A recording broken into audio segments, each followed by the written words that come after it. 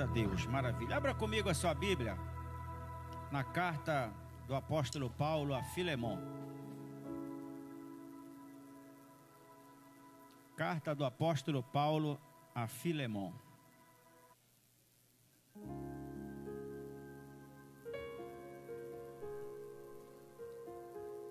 Nós estamos no culto da superação profissional.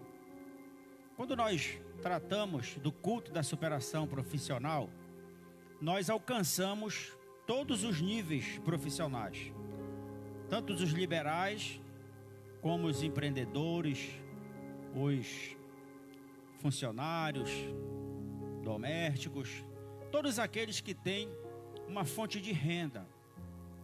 Por que isso, pastor? Porque Deus, Ele tem interesse em abençoar a obra das nossas mãos. Está lá no livro de Salmo, de número 90, quando o salmista, ele faz uma oração a Deus dizendo: abençoa a obra das nossas mãos. Ele faz uma retórica depois dizendo: sim, abençoa a obra das nossas mãos. E uma das coisas que quem está desempregado, por exemplo, ora a Deus para quê? Para abrir uma porta de emprego, não é assim? Quem está empregado, ora a Deus para que essa porta não se feche. E aí a gente coloca uma reticências, que além dele não querer que a porta se feche, ele quer o quê? Que ele seja promovido, que ele alcance, né, uns patamares maiores. Quem tem os seus empreendimentos quer que Deus abençoe. Quem trabalha com vendas, ora para que Deus traga clientes, né? Quem trabalha, por exemplo, com organizações, pede para que Deus envie mais contratos, não é assim? Então veja como a vida profissional, vamos colocar aqui na vida do crente, ela é um termômetro. Quando as coisas começam a abalar, ela começa a abalar toda uma estrutura, seja do menor ao maior. E muitas das vezes é o inverso, é de cima para baixo. Quando a estrutura começa a estremecer, quando a gente vai construir algo, a gente começa de baixo para cima, né? Faz o alicerce, faz as bases, faz as estruturas e levanta o empreendimento. Mas quando isso começa a ser abalado, ela começa a vir de cima para baixo, né? O pai sente, porque ele é o provedor da casa. A mãe sente, porque ela é a conselheira, ela é a disjuntora. Depois os filhos sentem, porque começa a faltar. Aquilo que eles pediam já não tem mais. Então veja que é importante nós colocarmos diante do altar de Deus a nossa vida profissional, independente daquilo que você faz. Nós falamos alguns cultos atrás a respeito disso.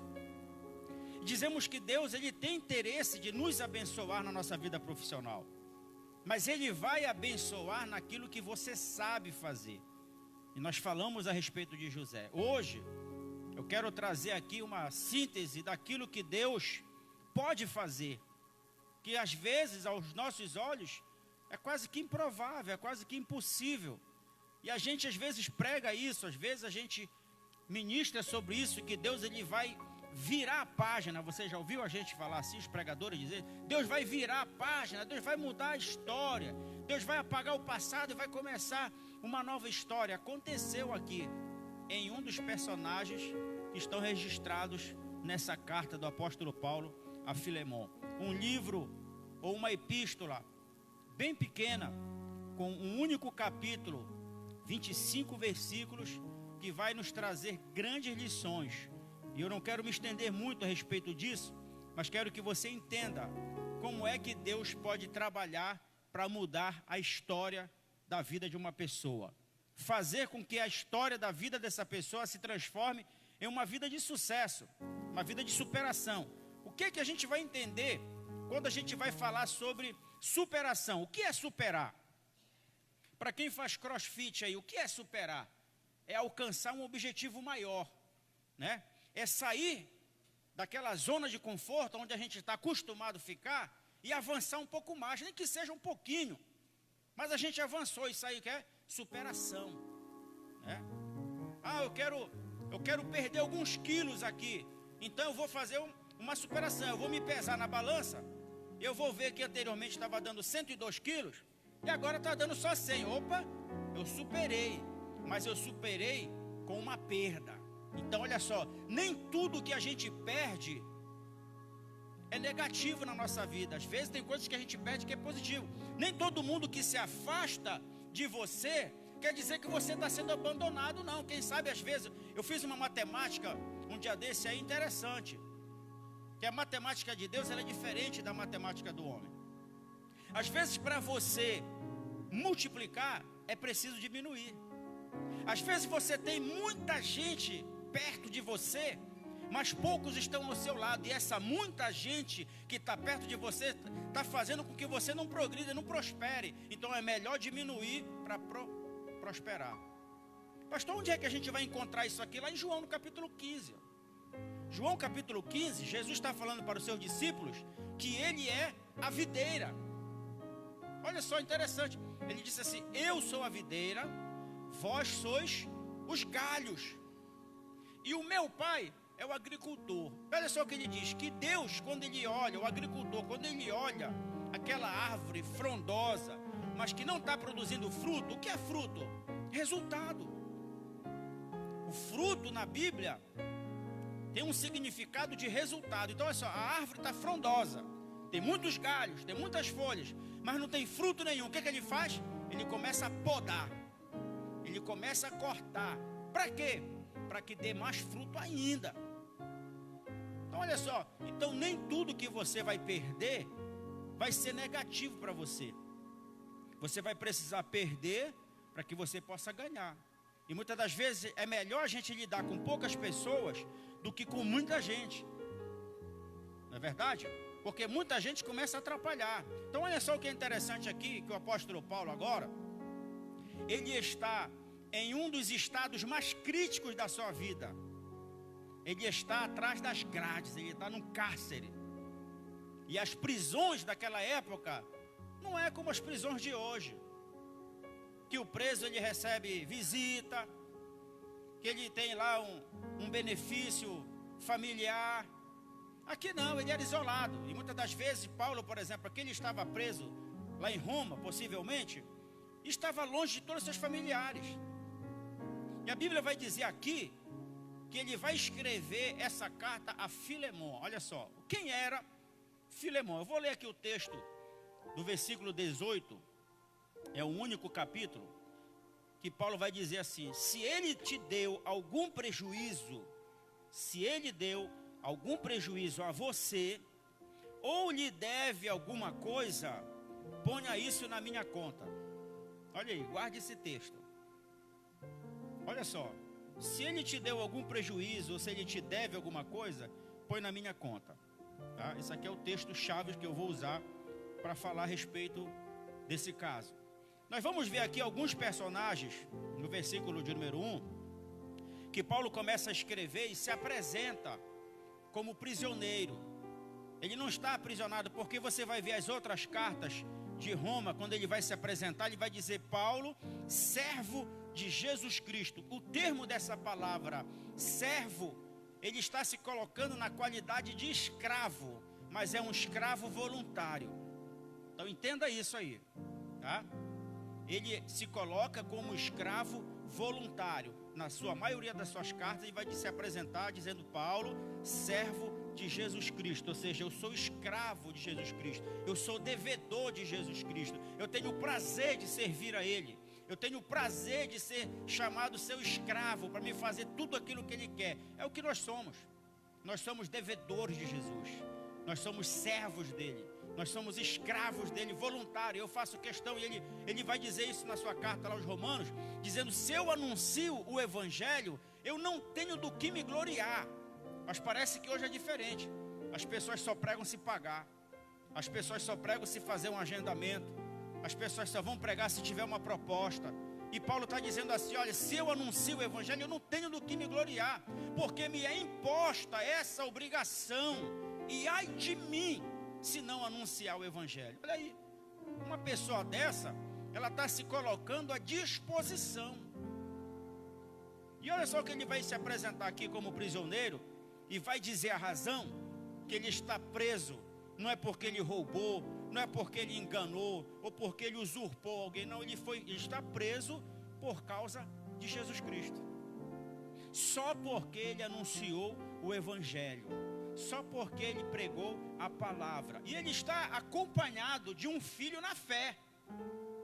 Um filho que ele conheceu ainda criança, conheceu a sua mãe, conheceu a sua avó, a sua tia, e ele vai mencionar isso lá em Atos e também na carta ao Timóteo.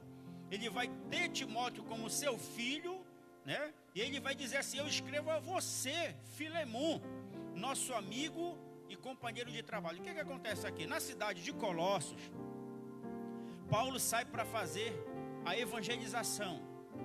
E quando ali ele ganha um empresário. Esse empresário chama-se Filemon.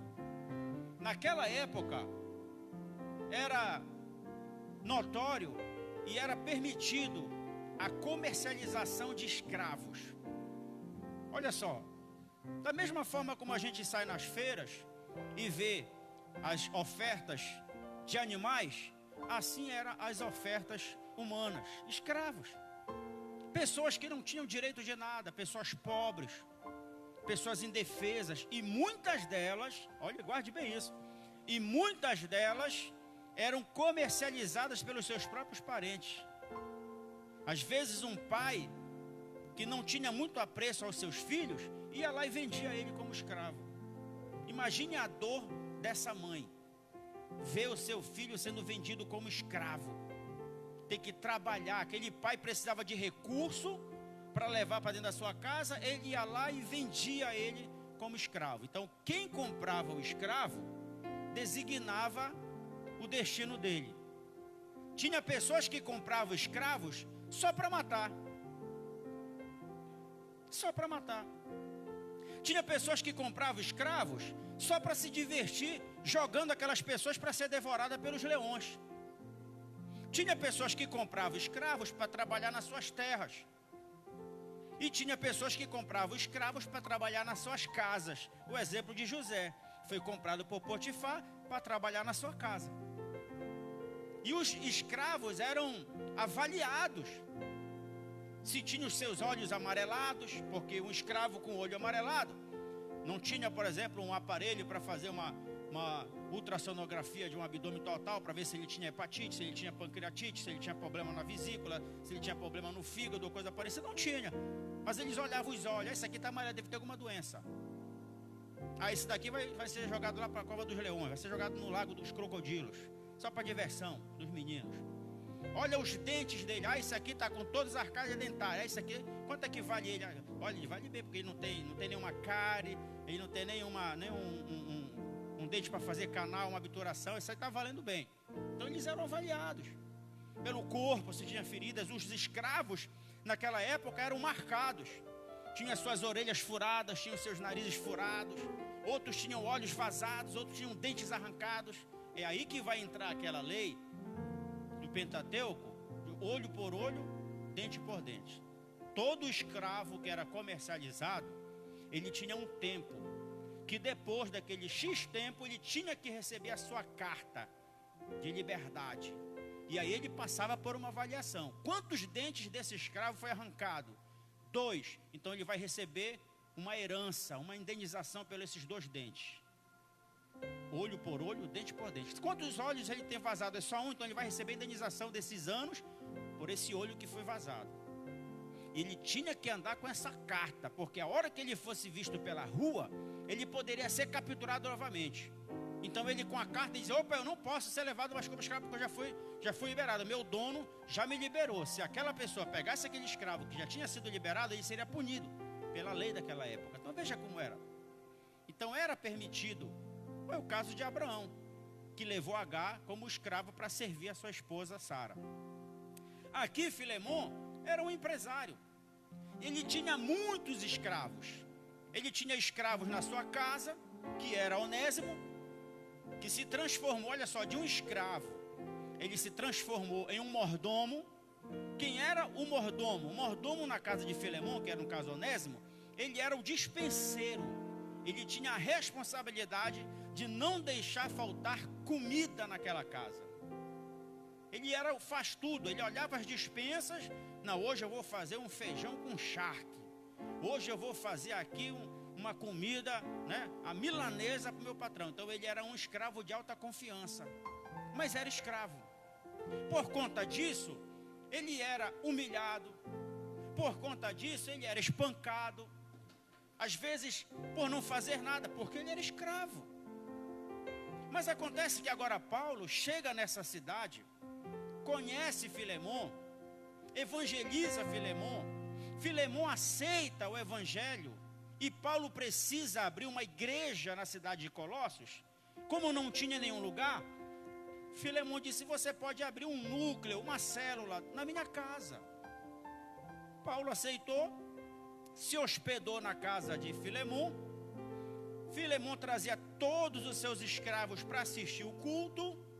E num desses cultos, Onésimo ouve a palavra, ouve o evangelho, mas não tinha liberdade para se expressar e dizer: eu quero aceitar Jesus. Ele não tinha direito disso.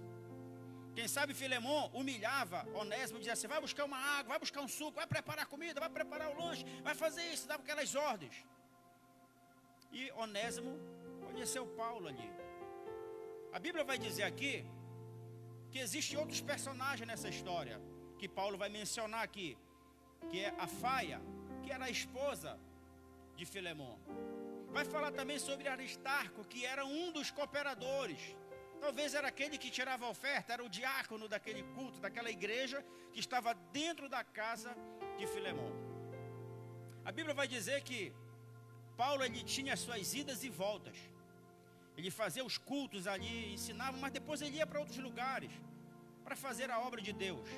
Numa dessas andanças, ele vai ser preso, porque ele vai estar pregando o evangelho e agora ele vai parar em Roma.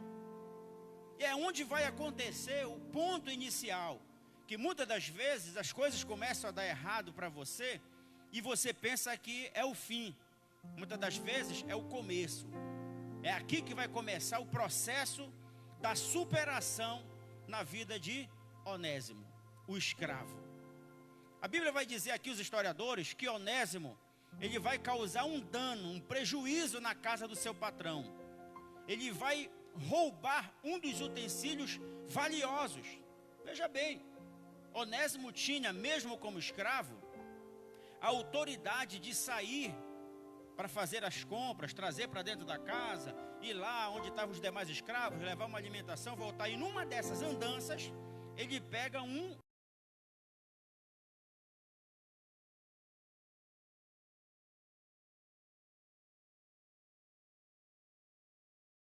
sem dar nenhuma pista, nenhuma satisfação. Ele some, pega o beco, ele anda bastante, até que ele chega na cidade de Roma. E lá ele é identificado como um escravo sem dono. Olha só. Mas quando Deus está no controle, até as coisas erradas vão dar certo. E Onésimo vai ser preso. E quando ele chega no cárcere, quem é que ele encontra? Paulo. Aí quando Onésimo está lá, sendo levado pelos guardas, Paulo de longe olha e diz: rapaz, eu te conheço. Tu não é Onésimo? Ele disse: sou. Tu não é Paulo? Ele disse: sou. Rapaz, como as coisas, nos encontramos aqui, olha. Aí eu fico imaginando essa conversa, né? Presos, algemados ali, um acorrentado para um lado, um acorrentado para o outro.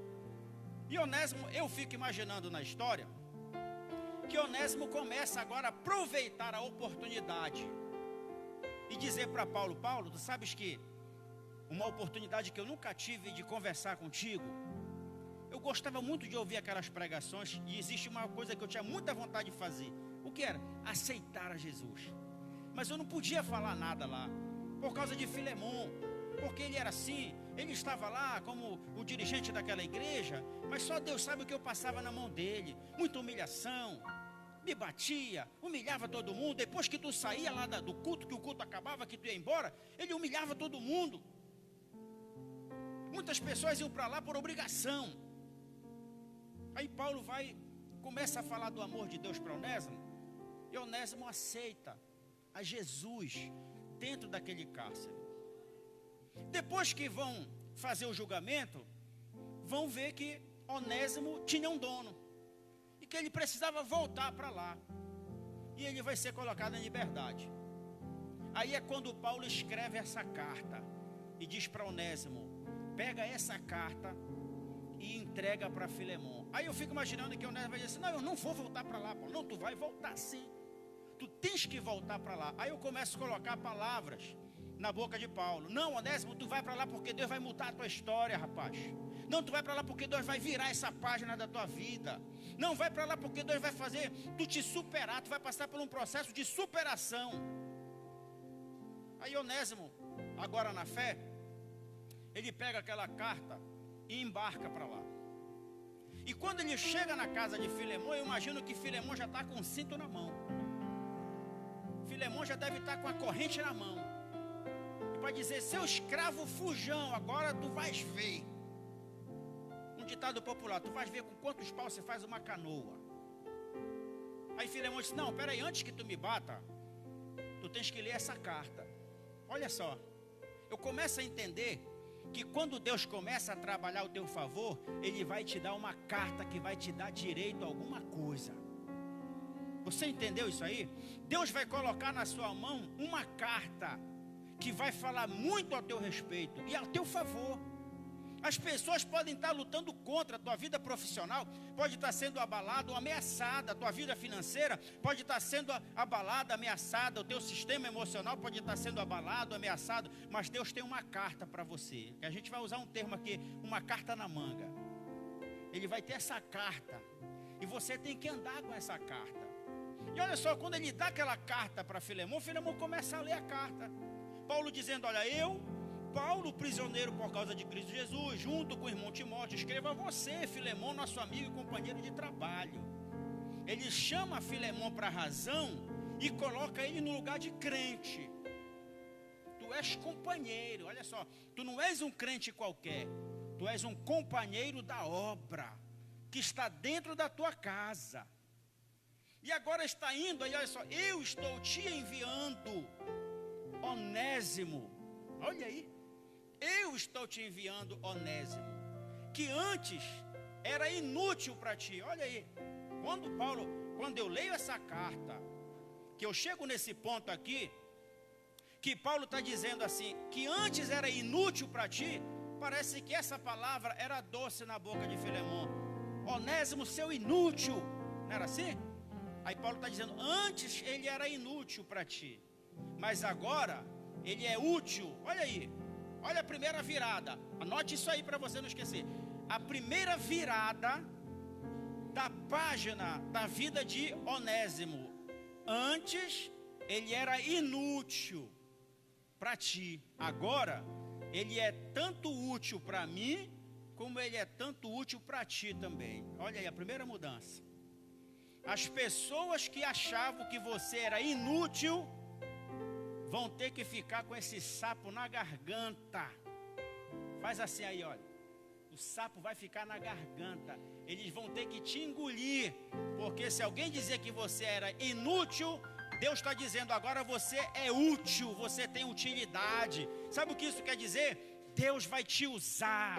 Deus vai colocar em você capacidade. Você vai fazer coisas que só você sabe fazer. E olha aqui. Ele vai dizer para ele assim, olha, eu sei que Onésimo te causou algum dano, porque ele já confessou para mim. Só que agora eu gerei ele na prisão. Ele é como um filho. Olha só, se Paulo gerou ele na prisão, ele é como um filho. Ele disse assim, ele é um filho para mim e é um irmão para nós. E eu não te envio ele mais como escravo, mas como irmão. Quando Paulo diz isso, eu começo a entender que ele poderia dizer assim, Onésimo, guarda o cinto, porque agora ele é teu irmão em Cristo. Porque parece que às vezes a gente trata as pessoas da igreja diferente como a gente trata os de casa. Às vezes quando é um irmão da igreja, ai pastor, sabe por que está acontecendo uma coisa na minha vida? Não, irmão, vamos orar, vamos orar. Mas quando é os de casa, sabe, isso é bem feito para ti. É porque a gente trata diferente. Então Onésimo era tratado diferente, como escravo. Agora ele vai ser tratado igual como é tratado os irmãos. A segunda virada que eu vejo de superação na vida de Onésimo é que Paulo vai dizer assim: Onésimo, sabe aquele quarto que tu arruma a cama? Onésimo arruma a cama, deixa a água lá, né? Como é no criado mudo, né? Liga o ar-condicionado, deixa a televisão já preparada lá na Netflix. Pois é, coloca Onésimo lá. Você não entendeu.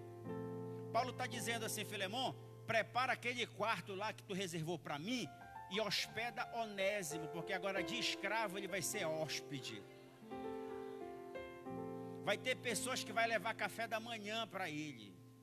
Vai ter pessoas que vai levar o lanche da noite. Faz um hambúrguer para mim aí, ó. Vão ter que fazer, porque do mesmo modo que tu fazias para ele, para mim, tu vais fazer para ele agora. Então veja agora que Onésimo, ele ganhou um direito por conta do evangelho de Cristo. Enquanto que Paulo foi preso, Onésimo foi solto, foi livre para servir a Deus naquilo que ele sabe fazer. Em nenhum momento a Bíblia vai dizer que Filemon fez o que Paulo pediu. Mas a história de Onésimo mudou. Os direitos de Onésimo mudou. Quando a gente aplica isso aqui na nossa vida, a gente vai entender que nós também éramos sem direito nenhum. Mas Deus nos tirou de lá e nos deu uma carta. Qual foi essa carta? Primeiro, que a cédula que era contra nós foi rasgada na cruz, e o sangue de Jesus nos libertou de todo o pecado. E agora a gente passa a ter o direito, mesmo sendo escravos, mas agora não escravos do mundo, mas escravos de Cristo, para servir a Ele com liberdade. O que nós entendemos aqui na carta de Paulo a Filemon? Que o maior interesse de Deus é mudar a sua história. O maior interesse de Deus é mudar a forma como as pessoas olham para você. O maior interesse de Deus é de fazer com que você tenha um processo de superação e que você possa se sentir cada vez mais entusiasmado, porque você está servindo a Cristo com liberdade. E agora Onésimo está dentro da sua mesma casa, onde ele foi humilhado por muitas vezes. Agora eu fico imaginando Onésimo deitado numa cama com travesseiro, de braço cruzado, esperando o dia amanhecer para tomar o café da manhã. Isso aqui chama-se motivação. Que nessa noite aqui, que é o culto da superação profissional, você possa se sentir entusiasmado com aquilo que você tem, com aquilo que você é, com aquilo que você pode, com o seu trabalho, com a sua empresa, com o seu empreendimento, com seus estudos, com o seu futuro, com aquilo que você quer alcançar, com aquilo que você quer almejar. Deus já colocou você em liberdade, não é uma liberdade provisória não, é uma liberdade eterna. Você vai servir a Ele até o dia que Ele voltar para buscar cada um de nós, para buscar a sua igreja. Que você possa colocar a sua vida profissional diante do altar de Cristo, que é o único que pode mudar a história da sua vida. Amém? Quero convidar você a ficar de pé. Eu não sei se você trouxe algo que representa a sua vida profissional, mas eu quero convidar você a sair do seu lugar, vir aqui para frente. Você representa a sua vida profissional, você representa a sua vida financeira, você representa seus sonhos, você representa seus projetos. Quem sabe você representa o projeto, o futuro de um filho. Quem sabe você representa aí o futuro, o projeto do seu marido, ou de alguém que você conhece, que sabe que Deus pode fazer um milagre na sua vida. Então está na sua mão, a carta está na sua mão. É essa carta que você vai colocar diante daquele que te maltrata, e você vai dizer: olha, aqui está a carta que vai me dar o direito de mudar a história da minha vida. Amém? Glórias a Deus. Nós vamos adorar a Deus.